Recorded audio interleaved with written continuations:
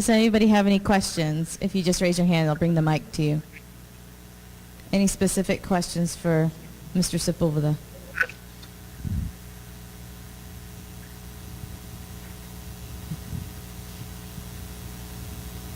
Okay. Yes. Hold on one second.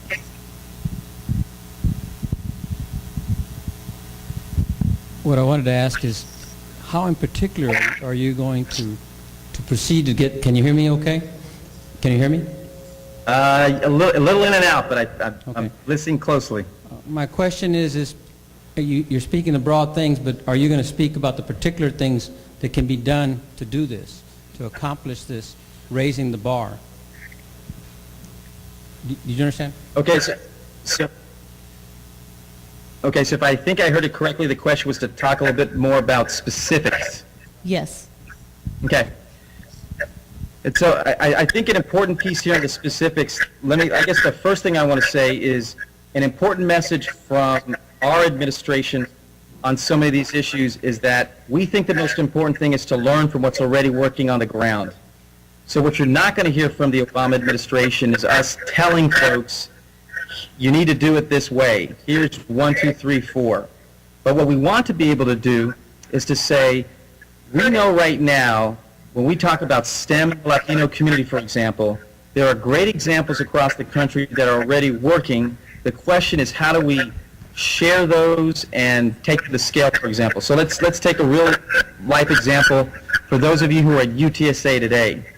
We know that the PrEP program that Dr. Manny Berriozabal and now with Rudy Reyna kind of heading the efforts there is a proven program that's done a lot of great work with Latino kids.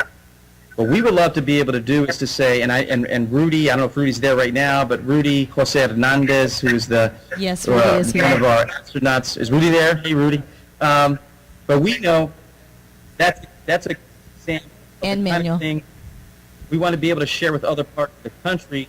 But the PrEP program is, it may not be 100% the same in every other community, but to be able to learn about a program that has been working and has a track record working with Latino students, particularly around STEM, that's the kind of thing we're talking about.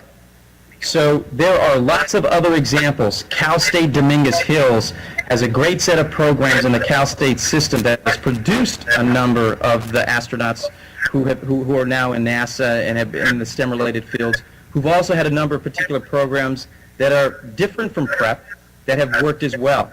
So part of it is we want to first kind of look, and here, I think for us in the Latino community, there's both, there's a question of learning from the targeted programs, the ones that have worked directly with the Latino community, and how we transfer those to other parts of the country, but also being smart about saying, let's learn from just the broader STEM-related programs as well, to see what we can learn from them to bring to our communities as well. I don't know if you all talked about this already. Yesterday was National Lab Day. And so once again, President Obama had announced earlier kind of a priority in the STEM-related fields, $500 million of commitments from the private sector to work with communities across the country to promote STEM fields. One of them was decided to give the National Lab Day. If you all haven't, and I can see folks have got their computers on some of their tables, you can go in right now and go into National Lab Day if you haven't seen it. It's a portal that's been set up that also allows schools to kind of directly reach out and ask for help on particular STEM-related fields for, our school needs this kind of equipment to be able to do these experiments, or we would love to have some mentors in this particular field. So it's already kind of connecting people on a one-to-one basis to kind of take care of the needs that people have that are STEM-related. That's another example that we think we can take advantage of technology to once again learn from each other, to tap the resources that are out there. There are lots of these kind of things. We know one of the challenges is how do we get these isolated examples of great work communicated across to other parts of the community. So I think that's a big part of what we're trying to make happen, and I think that really gets to the specifics of how we share both what has been working, but also being honest about the things that haven't worked, and also allowing people to kind of, whether it's through the National Lab Day portal or other kinds of vehicles, to say, I have questions that haven't even been answered yet, but I want to put them out there to the world in a crowdsourcing kind of way, in the same way that you all are there to be able to respond, to kind of talk about your own experiences. We know that Congressman Hinojosa and the great work he's been doing with his HESTEC conferences down at UT Pan Am. We know that the Hispanic Chamber of Commerce in San Antonio has just received, I know, Eddie Aldrete and a lot of the folks who've been working there on the ground to kind of replicate a version for San Antonio. That's going to be taking place. Those are the kind of things and those kind of public-private partnerships where we take from where people have been learning lessons, where they've been struggling with particular questions, both targeted at the Latino community and the broader community. I think that's where we think some of the specifics are going to come into play to really make that happen. One of the things I haven't mentioned is also when we look at how universities like UTSA, and in particular a lot of our Hispanic serving institutions, the role they're going to play in helping produce the larger numbers of Latinos who are going to come out with degrees. I know that's a lot of what you all are talking about today.